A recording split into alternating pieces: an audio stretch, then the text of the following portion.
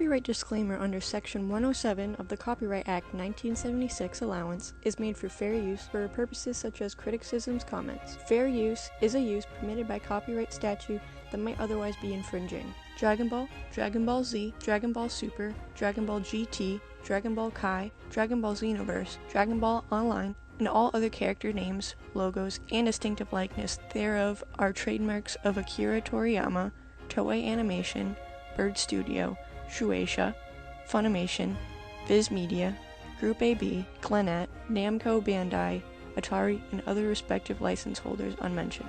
This video was not prepared, licensed, or endorsed by any entity involved in creating or producing the Dragon Ball series. It is an independent, unofficial work made by a fan, for fans, that has no connection to the official license holder and is created within fair use guidelines. Please enjoy the video.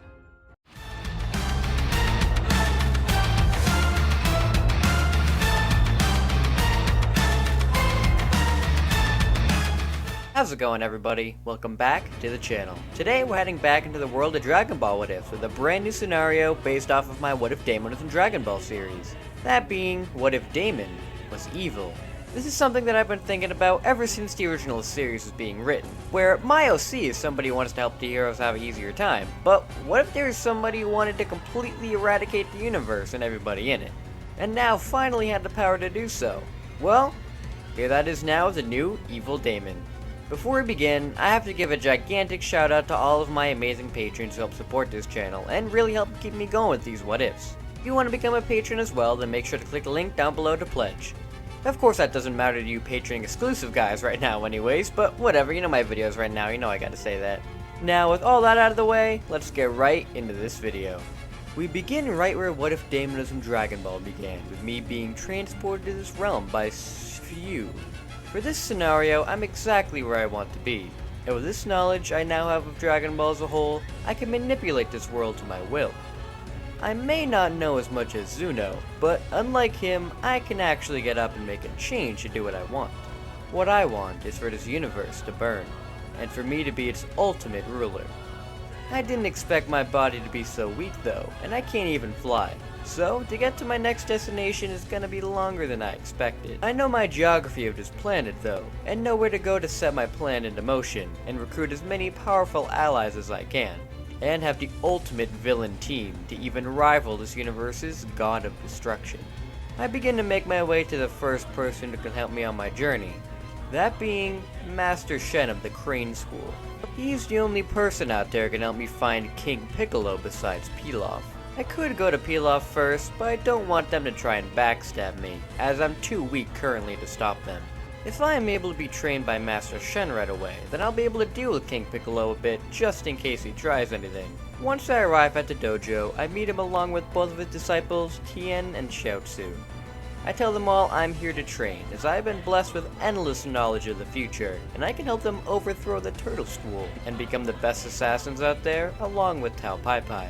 They of course don't believe in what I have to say, but I explain to Shen everything that happened with him, Roshi, and Mutaito decades ago, and there's no way of me knowing that unless I actually have that knowledge.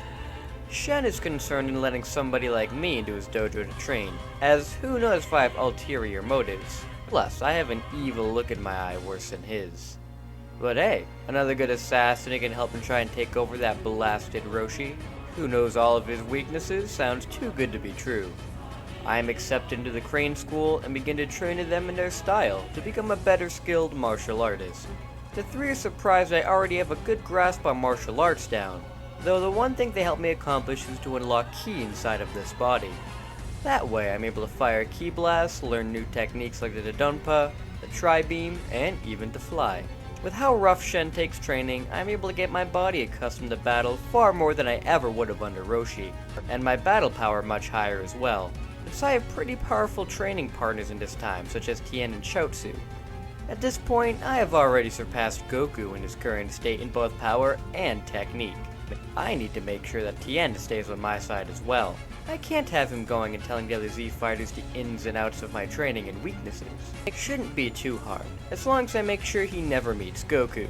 That's the first person I need to make sure is out of the way, as of course I know the kind of person he can become. and a huge thorn in my side, and all the villains. After months of training, I am finally powerful enough to awaken the ultimate power on Earth at this time.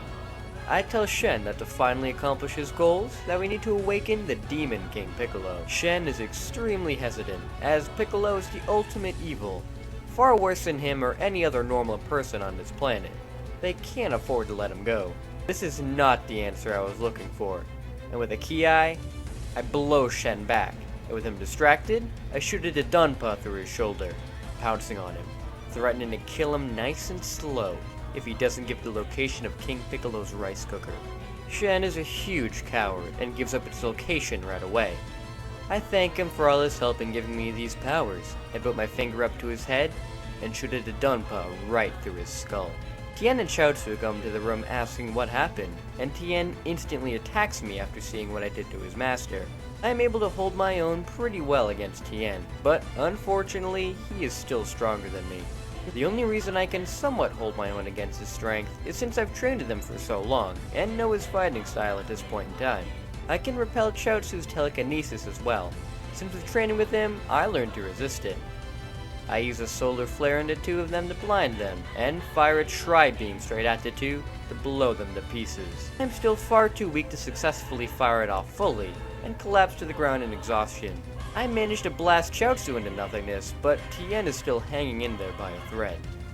I laugh as I slowly walk over to him and say, "Thanks for the techniques," as I stomp on his neck to kill him as well. After resting and regaining my strength, I fly off to where the rice cooker is, and dig it up to reawaken King Piccolo. The Demon King asks who I am, and how I managed to release him. I explain to Piccolo that I am somebody who has great knowledge of the future, and I can be a great asset to him to help take over this planet. I know all about Kami, the Dragon Balls, his reign of terror, and I know how to defeat all of his foes, and make sure the Mafuba isn't a threat to him anymore. The so-called demon is impressed by my knowledge, and having somebody with future knowledge will be great on his quest for world domination. It was actually very easy to get Piccolo on my side, and he gives birth to other demons such as Piano and Tambourine. That way we can explore the planet to find the Dragon Balls. After hijacking a ship, we need to find a suitable dragon radar. The one King Piccolo had in canon was Pilaf's, but there's one out there now that is even better than his. The one Goku is currently carrying around with him, searching for his grandfather's 4-star Dragon Ball. I don't personally know where he is at the moment, but he may be at Muscle Tower right now, so we should be able to get the radar from him there. I warned Piccolo about the Red Ribbon Army, and that they are excellent at robotics. And if we ever come across a man named Dr. Gero, to leave him alive, as he'll create extremely powerful androids that he can train with to get even stronger than we are now. King Piccolo likes the idea of training to get stronger, so he holds on to this information for later. We make our way to Muscle Tower just in time to see Goku charging towards it to begin his raid. Tambourine jumps out and tackles Goku to the ground, searching for the radar in his coat.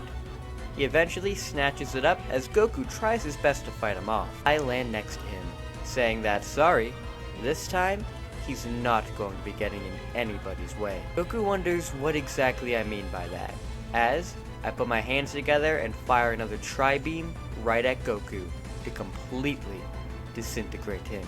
That's right, Son Goku is no more. With the Dragon Radar in hand, we all go to collect them and kill any Red Ribbon Army soldiers who put up a fight against us. We destroy the Pirate Cave, kill Bora, and take the remaining Dragon Ball from Commander Red. We don't blow up the Red Ribbon compound, just in case Gero decides to get revenge on us instead. With all of the Dragon Balls gathered, I tell Piccolo that we're going to need them in the future. So, if he destroys them, we'll all be screwed. We just need to make sure that we get Kami out of the way, without killing him. Piccolo likes the sound of that, and summons Shenron to wish for eternal youth. Piccolo is brought back to his youth, and this time lets Shenron fly off. With the Demon King restored to his youth, we overtake the King's castle and Piccolo becomes the new King of the World like in canon, declaring that this day is Piccolo Day, and he will destroy this whole world to how he sees fit. With this announcement, it is only a matter of time until the Z Fighters all come to overthrow Piccolo and try and take back the world. The only one who is really a threat though is Roshi, and I tell Piccolo he's the one who knows the Mafuba, so to deal with him first. Roshi, Krillin, and Yamcha eventually make their way to the King's Castle to defeat Piccolo, but Piccolo, Tambourine, and I aren't going to let that happen. At this point, they're all too weak to pose any kind of threat, and Piccolo is able to kill Roshi from afar before he even gets a chance to show off his Mafuba. Tambourine and I then come in to finish off Krillin and Yamcha, which only takes a couple of seconds. With the original Z Fighters gone, there's nobody left with a high enough power to kill us all, and Piccolo goes forth with destroying West City as he originally planned to, which kills Bulma and the others in the process. The world begins to be overtaken by Piccolo and his demons, while I sit back and inform Piccolo on other potential threats that may come to take him out of power. This time of destruction, I try to teach Piccolo how to reverse the Mafuba, as the Mafuba is something that Kami has learned as well to be able to take Piccolo down. This training goes very well, as training with Piccolo gets me leagues more powerful as well, and I learn even more techniques, the most useful one for me being the Masenko. One day, once Piccolo's about to destroy another city, Kami shows up, killing many of Piccolo's demons, claiming he's going to end the wrath of Piccolo once and for all. Kami fires the Mafuba right at the Demon King, but luckily for him, he was successful in learning how to reverse it, and Kami is sealed away into a jar instead. Piccolo thanks me for teaching him that move, and now the god of this planet will no longer be a threat. With Kami no longer on the lookout, we're able to make our way up there and take it over as well, killing Popo and having full access to the hyperbolic time chamber, which I explained to Piccolo will be perfect in dealing with the future threats from space. Piccolo begins to train himself up in the chamber, becoming even stronger than what Piccolo Jr. would be in the Saiyan saga in only a couple of months. As for me, well, I could use the chamber, but I tell Piccolo that I'm going to need to make myself stronger first before I can go in there to train alongside of him. It's been a year at this point since the Dragon Balls were last used, and once I'm able to gather them all, I summon Shenron. Shenron asks me what exactly my wish would be, and I tell him that I wish to become a Saiyan. And that's where we're going to be leaving this part for right now. I really hope you guys enjoyed a new take on What If Damon was in Dragon Ball by me. I really hope you guys enjoyed a new take on What If Damon was in Dragon Ball by me being an antagonist at this time, and using my knowledge for evil. We have a few more parts to go, and hope you guys are looking forward to seeing what is next for Evil Damon and his adventures through the universe. Hope you guys stick around for the next one, and until we meet again, see you later!